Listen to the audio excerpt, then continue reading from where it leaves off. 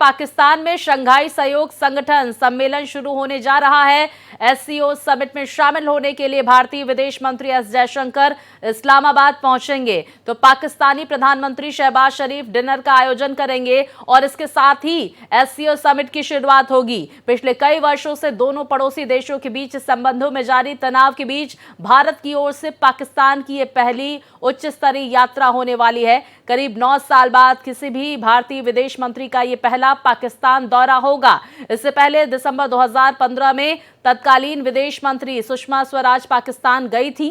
तो सुषमा स्वराज इस्लामाबाद में अफगानिस्तान पर हुई कॉन्फ्रेंस में शामिल होने गई थी। 15 और 16 अक्टूबर को यानी कि आज और कल होने वाले एससीओ समिट में शामिल होने पाकिस्तान गए जयशंकर। वहां पर 24 घंटे से कम वक्त बिताने वाले हैं। तो जयशंकर का ये दौरा ऐसे वक्त हो रहा है जब भारत और पाकिस्तान के बीच संबंध कुछ खास नहीं है।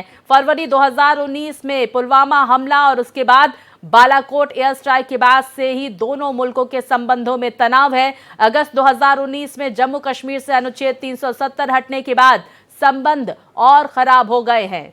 और इस खबर पर विस्तार से जानकारी के साथ मेरे सहयोगी अजीत हमारे साथ न्यूज रूम से जुड़ गए हैं। अजीत, दिवंगत सुषमा स्वराज के बाद लगभग 9 साल के बाद कोई भारतीय विदेश मंत्री पाकिस्तान की यात्रा पर रहने वाले हैं शंघाई सम्मेलन में शिरकत करने के लिए। इस सम्मेलन से जुड़ी हुई और विदेश मंत्री एस जयशंकर के तमाम बैठकों के से जुड़ी हुई क्या अहम अपडेट आपके पास अजीत? देखिए, ये शंघाई कोऑपरेशन ऑर्गेनाइजेशन है और शुरू में 1996 में इसकी पहली बैठक आयोजित की गई थी, जब चीन, रूस और सेंट्रल एशियन कुछ देश इसमें शामिल हुए थे। हालांकि 21वीं शताब्दी में औपचारिक रूप से ये संगठन अस्तित्व में आया और दूसरे दशक में भारत भी इसमें हिस्सा लिया और भारत को भी इसका मेंबर बनाया गया है। अभी तक इसमें 8 सदस्य हैं और 4 आमंत्रित सदस्य हैं, अफगानिस्तान और 2-3 देश और है जो। तो कुल मिलाकर इस संगठन का उद्देश्य व्यापार और पर्यावरण, आर्थिक विकास पर चर्चा करना होता है और लगभग हर साल इसकी बैठक आयोजित की जाती है विदेश मंत्रियों की। पिछले साल गोवा में बैठक हुई थी तो बिलावल भुट्टो ने भाग लिया था। वो पहली बार 12 साल में यानी कोई पाकिस्तानी विदेश मंत्री भारत आया था 2023 में।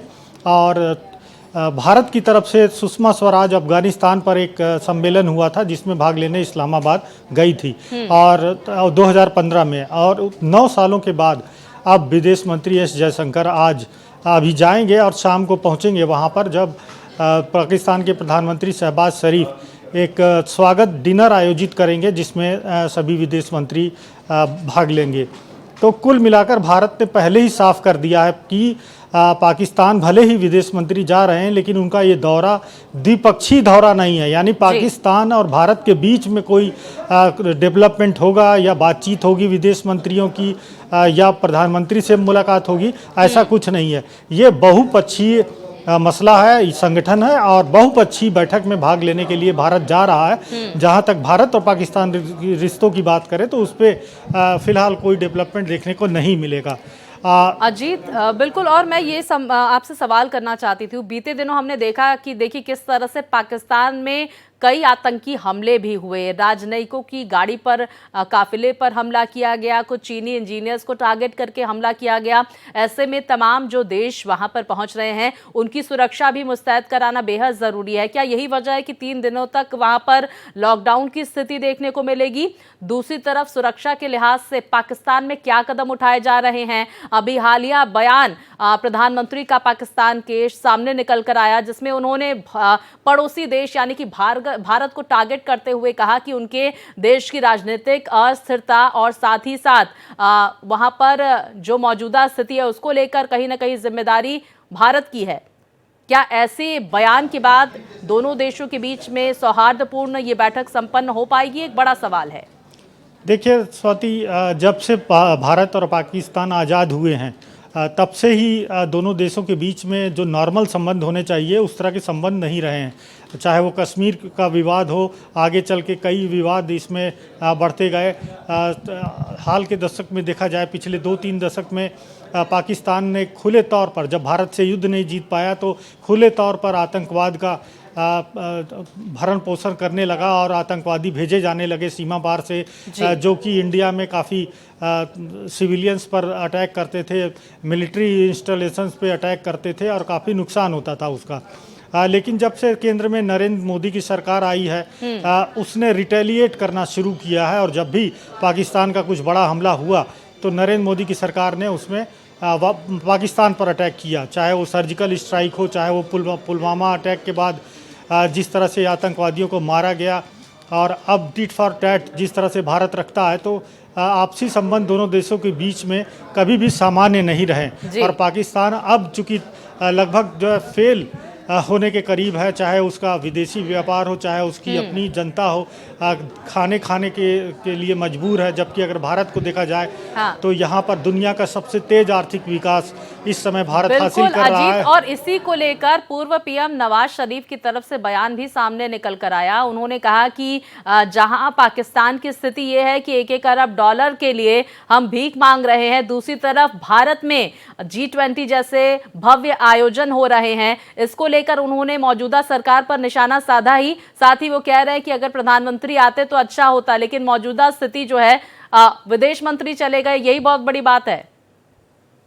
स्वाति देखिए, IMF से, वर्ल्ड बैंक से वैसे भी पाकिस्तान हमेशा से पैसे मांगता रहा है और उसकी जो फॉरेक्स रिजर्व है वो लगभग 40 करोड़ डॉलर के आसपास है। और भारत का forex all time high 700 billion dollar से आगे चल रहा है। तो ये एक बहुत बड़ा अंतर पैदा करता है कि पाकिस्तान में क्या हालात रहे हैं और इंडिया में क्या हालात रहे हैं। और भारत इस समय निस्संदेह दुनिया का सबसे तेज़ी से विकास करता हुआ देश है। ग्रोथ रेट के मामले में भी देखिए तो 1-2 सालों में ये तीसरे नंबर पर आ जाएगा। अमेरिका, चीन के बाद भारत का नंबर होगा। ये पिछले 10 सालों में 10 या 11 नंबर से सीधे 5वें नंबर पर आ गया। तो अब जापान और जर्मनी को भी पिछाड़ने वाला है। तो भारत की स्थिति को लेकर निश्चित तौर पर पाकिस्तान के चाहे वो राजनेता हों या वहाँ की जनता, वो एक तरह से जेलस होती है और उसके बाद बदहाली के लिए भारत पर ही दोषारोपण करते हैं। तो ये कोई नई बात नहीं है, ये दशकों से होता आया है, आगे भी होता रहेगा। लेकिन जहाँ तक सम्मेलन की बात करें तो भारत में निश्चित रूप से अगस्त में पाकिस्तान ने प्रधानमंत्री मोदी को इनवाइट किया था, लेकिन प्रधानमंत्री मोदी ने जाने से मना किया। लेकिन विदेश मंत्री को भेजा, यानी उनके जस्ट नीचे, कि आप जाइए वहाँ पर, बड़ा ऑर्गेनाइजेशन है ये, बड़ा सम्मेलन होता है। चीन के साथ हमारा पहले भी सीमा विवाद रहा है, तो भारत नहीं चाहता है कि भारत कोई वजह बने किसी कॉन्फ्लिक्ट का, इसीलिए विदेश मंत्री को भेजा गया है। लेकिन विदेश मंत्री ने भी और विदेश मंत्रालय ने पहले से ही साफ कर दिया कि भारत और पाकिस्तान के बीच में कोई भी द्विपक्षीय डेवलपमेंट नहीं होगा इस यात्रा में। जो भी है ये बहुपक्षीय सम्मेलन है और भारत इसमें शामिल होके बिल्कुल, देखिए, जिम्मेदारी के साथ अपनी भागीदारी सुनिश्चित कराना भारत के लिए जरूरी है और यही सोचते हुए विदेश मंत्री का ये दौरा है। अजीत, क्या जम्मू कश्मीर का मुद्दा भी यहाँ पर एक बार फिर से उठाया जा सकता है, क्योंकि लगातार जो पाकिस्तानी पीएम है उनकी तरफ से इस मुद्दे को जोर शोर से उठाया जा रहा है पाकिस्तान में?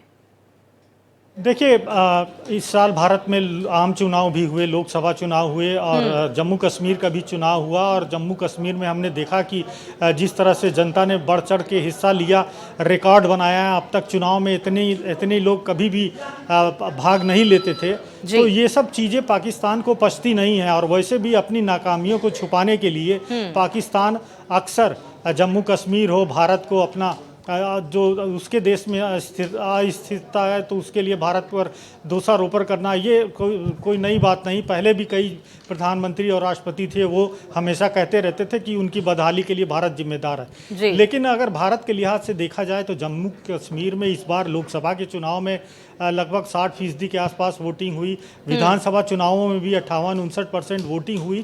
तो ये एक बहुत पॉजिटिव डेवलपमेंट है कि एक तरफ जनता जब अलगाववादी का सपोर्ट करती थी, उनका समर्थन करते थे, लेकिन अब ऐसा लगता है कि 370 खत्म होने के बाद वहाँ के लोग देश की मुख्य धारा से जुड़ना चाहते हैं, विकास चाहते हैं। और इंफ्रास्ट्रक्चर डेवलपमेंट जिस तरह हुआ, चाहे वो दुनिया का सबसे बड़ा पुल हो, वो कश्मीर में बिल्कुल, देखिए अजीत, ये जम्मू कश्मीर की जनता ने साबित कर दिया है कि पाकिस्तान का प्रोपेगेंडा जम्मू कश्मीर में नहीं चलेगा। और आज देखते हैं जब विदेश मंत्री का ये दौरा होगा, क्या कुछ बातें सामने निकल निकल कर आती हैं। अजीत, बहुत शुक्रिया तमाम अहम जानकारियां हमारे दर्शकों तक पहुंचाने के लिए।